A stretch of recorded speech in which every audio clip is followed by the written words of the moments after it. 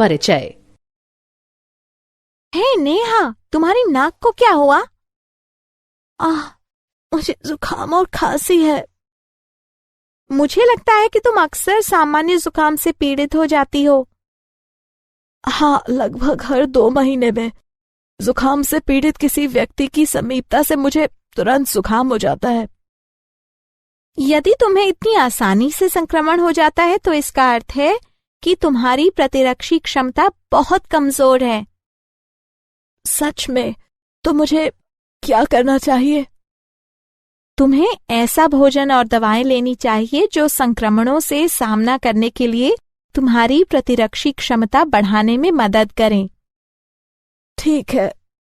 मैं तुम्हें समझाती हूँ कि प्रतिरक्षी क्षमता क्या होती है और यह संक्रमणों से कैसे लड़ती है।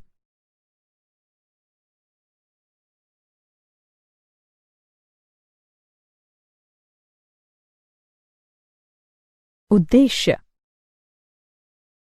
इस पाठ के अंत में आप निम्न करने में सक्षम हो जाएंगे। सहज प्रतिरक्षा के रोधों की पहचान करना, उपार्जित प्रतिरक्षा की अवधारणा को समझना, सक्रिय एवं निष्क्रिय प्रतिरक्षा के बीच अंतर को समझना, टीकाकरण एवं प्रतिरक्षणीकरण की अवधारणा को समझना, एलर्जी और स्व प्रतिरक्षा को समझना, मानव शरीर के प्रतिरक्षा तंत्र की पहचान करना।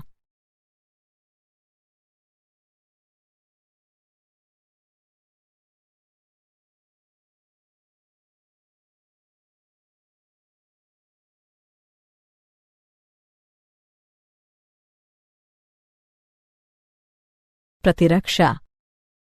प्रतिरक्षा क्या है? परपोषी की रोगकारक जीवों से लड़ने की समस्त क्षमता जो उसे प्रतिरक्षी तंत्र के कारण मिली है, प्रतिरक्षा कहलाती है। प्रतिरक्षा के प्रकार।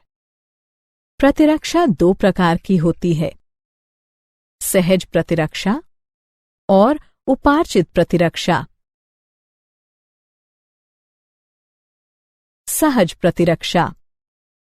सहज प्रतिरक्षा वह प्रतिरक्षा होती है जो व्यक्ति की प्राकृतिक जैविक रचना के परिणाम स्वरूप प्राकृतिक रूप से उत्पन्न होती है। सहज प्रतिरक्षा हमारे शरीर में बाह्य कारकों के प्रवेश के सामने विभिन्न अवरोध खड़े करने से हासिल होती है। यह रोध इस प्रकार है: शारीरिक रोध, कार्यकीय रोध, कोशिकीय रोध, साइटोकाइन रोध। शारीरिक रोध यानी फिजिकल बैरियर। इसके अंतर्गत त्वचा तथा श्वसन, जठरांत्र तथा जनन मूत्र को आस्तरित करने वाली एपिथेलियम का श्लेष्मा आलेप यानी म्यूकस कोटिंग सम्मिलित हैं। कायिकीय रोध यानी फिजियोलॉजिकल बैरियर। इसके अंतर्गत निम्न आते हैं: आमाशय में अम्ल, लार, आंसू। कोशिकीय रोध सेल्युलर बैरियर। इसके अंतर्गत निम्न आते हैं: श्वेताणु, लिम्फोसाइट्स, बृहत भक्षकाणु यानी मैक्रोफेजेस। साइटोकाइन रोध। इसके अंतर्गत इंटरफेरॉन सम्मिलित हैं जो कि असंक्रमित कोशिकाओं को और आगे विषाणु संक्रमण से बचाती हैं।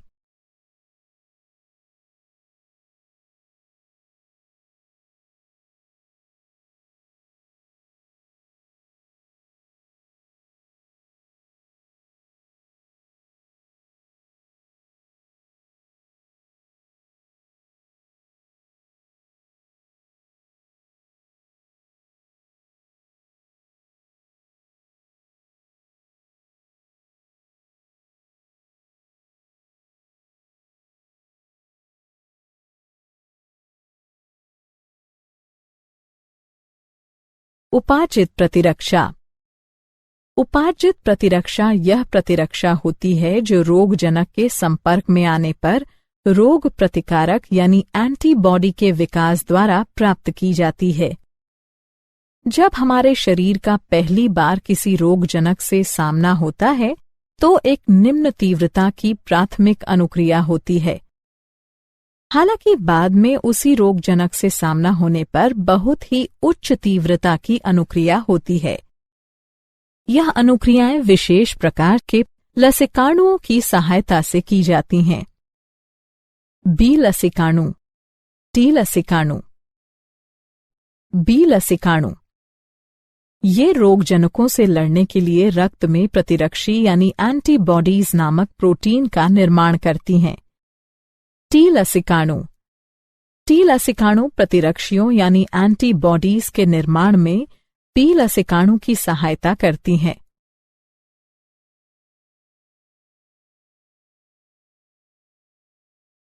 प्रतिरक्षी यानी एंटीबॉडी। प्रतिरक्षी बी कोशिकाओं की सतह पर वाय आकार के प्रोटीन होते हैं जो रोगजनक के प्रभाव का सामना करने के लिए रोगजनक उद्दीपन की अनुक्रिया में रक्त या लसिका में स्रावित होते हैं। हमारे शरीर में विभिन्न प्रकार के प्रतिरक्षी होते हैं जैसे IgA, IgM, IgE, IgG इत्यादि। प्रतिरक्षी की संरचना। प्रत्येक प्रतिरक्षी अणु में 4 पेप्टाइड श्रृंखलाएं होती हैं। लघु हल्की श्रृंखलाएं, दीर्घ भारी श्रृंखलाएं।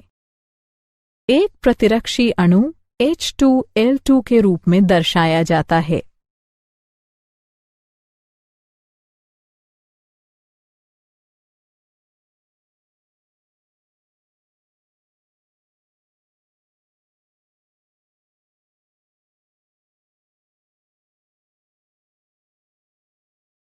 प्रतिरक्षी अनुक्रियाओं के प्रकार। हमारे शरीर में 2 प्रकार की प्रतिरक्षा अनुक्रियाएं होती हैं। तरल प्रतिरक्षा अनुक्रिया। यह प्रतिरक्षा अनुक्रिया बी कोशिकाओं के द्वारा रक्त में प्रतिरक्षी के उत्पादन के द्वारा माध्यित की जाती है। कोशिका माध्यित प्रतिरक्षा अनुक्रिया। इस प्रकार की अनुक्रिया श्वेताणुओं, प्राकृतिक भक्षक कोशिकाओं, टी लसिकाणुओं और साइटोकाइन्स के सक्रियण द्वारा उत्पन्न की जाती हैं। इस प्रकार की अनुक्रिया टी लसिकाणुओं द्वारा माध्यित की जाती है।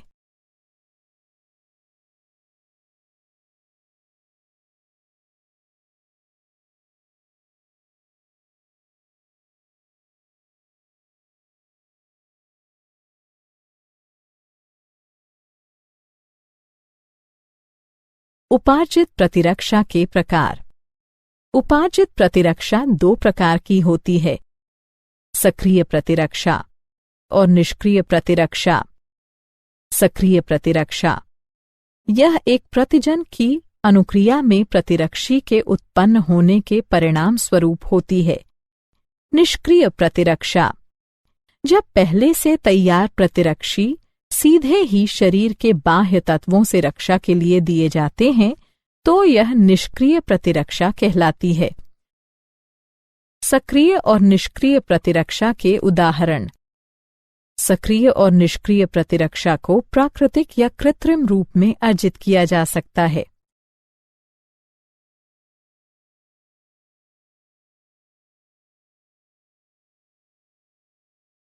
टीकाकरण तथा प्रतिरक्षीकरण। टीका क्या है?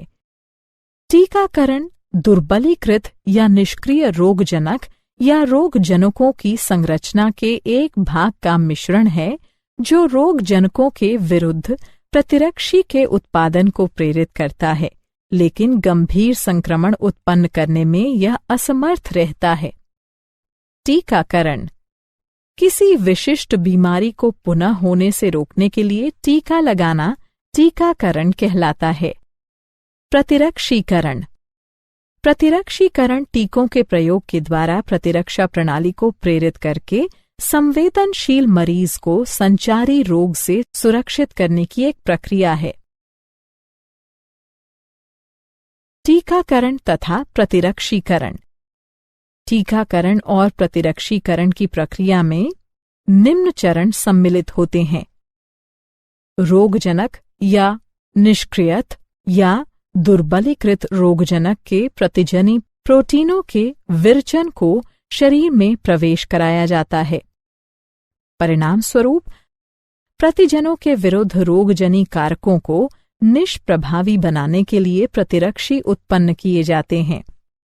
साथ ही समृद्धि बी और टी कोशिकाएं बनती हैं जो परिवर्ती प्रभावन होने पर रोगजनक को पहचान देती हैं और प्रतिरक्षी के भारी उत्पादन से उन्हें हरा देती हैं। इस प्रकार प्रतिरक्षा प्रणाली की स्मृति शरीर की किसी भी प्रकार के संक्रमण से रक्षा करती है।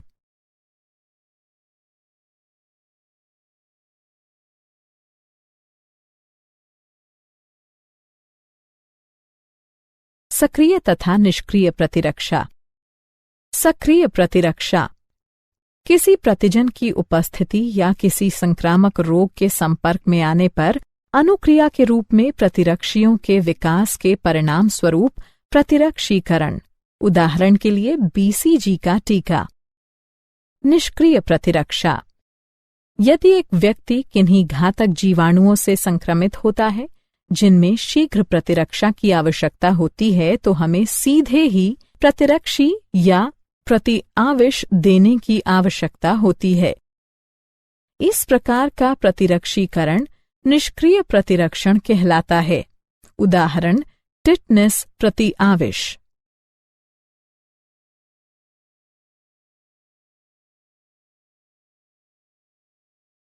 एलर्जी पर्यावरण में मौजूद कुछ प्रतिजनों के प्रति प्रतिरक्षा तंत्र की अंतर्रंजित अनुक्रिया एलर्जी कहलाती है। इनके प्रति बनने वाली प्रतिरक्षियां IgE प्रकार की होती हैं। एलर्जन ऐसे पदार्थ जो शरीर के लिए बाह्य होते हैं और एक एलर्जिक अभिक्रिया पैदा करते हैं एलर्जन कहलाते हैं। उदाहरण के लिए धूल में चिचड़ी, पराग, प्राणी लघुशल्क आदि। एलर्जी के लक्षण छींकना, पनीली आंखें, बहती नाक, सांस लेने में कठिनाई।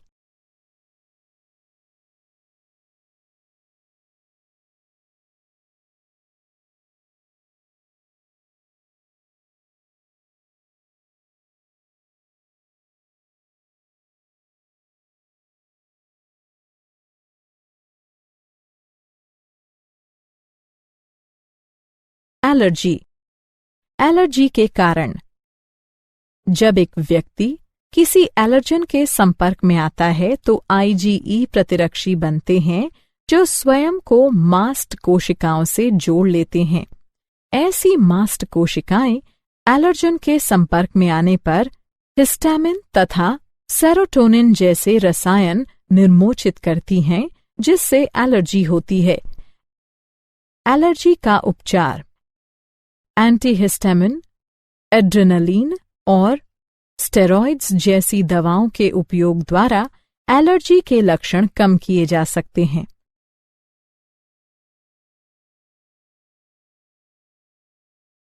स्वप्रतिरक्षा। स्वप्रतिरक्षा यह एक भ्रमित प्रतिरक्षी अनुक्रिया है जिसमें हमारा शरीर अपने ही ऊतकों के विरुद्ध प्रतिरक्षियों का निर्माण करने लगता है जिससे अति संवेदी अनुक्रियाएं होती हैं।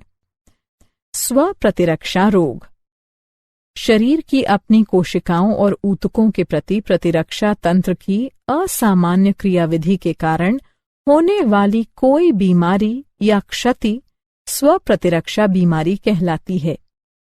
उदाहरण के लिए माटाइड आर्थराइटिस। लसिकाभ अंग वे अंग जहां लसिकाणुओं की उत्पत्ति और या परिपक्वन और प्रचुरोद्भवन होता है लसिकाभ अंग कहलाते हैं। लसिकाभ अंग के प्रकार। लसिकाभ अंग दो प्रकार के होते हैं। प्राथमिक लसिकाभ अंग ये वे अंग होते हैं जहां अपरिपक्व लसिकाणु प्रतिजन संवेदी लसिकाणुओं में विभेदित होते हैं। प्राथमिक लसिकाभ अंग इस प्रकार हैं: अस्थिमज्जा, थाइमस। द्वितीयक लसिकाभ अंग। द्वितीयक लसिकाभ अंग लसिकाणुओं को प्रतिजन के साथ पारस्परिक क्रिया के स्थल प्रदान करते हैं, जो बाद में प्रचुर संख्या में उत्पन्न होकर प्रभावी कोशिकाएं बन जाते हैं। द्वितीयक लसिकाभ अंग में निम्न सम्मिलित हैं: प्लीहा, लसिका ग्रंथियां, टॉन्सिल, क्षुद्रांत्र के पेयर पैच, परिशेषिका। लसिकाभ अंग। प्राथमिक लसिकाभ अंग। ये टी लसिकाणुओं के परिवर्धन और परिपक्वन के लिए सूक्ष्म पर्यावरण उपलब्ध कराते हैं। अस्थि मज्जा। यह प्रमुख लसिकाभ अंग हैं। लसिकाणुओं समेत सभी रुधिर कोशिकाएं अस्थि मज्जा में उत्पन्न होती हैं। थाइमस। यह एक सपाली अंग है। यह हृदय के पास और उरोस्थि के नीचे स्थित है। जन्म के समय थाइमस काफी बड़ा होता है, लेकिन बढ़ती उम्र के साथ आकार में घटता जाता है।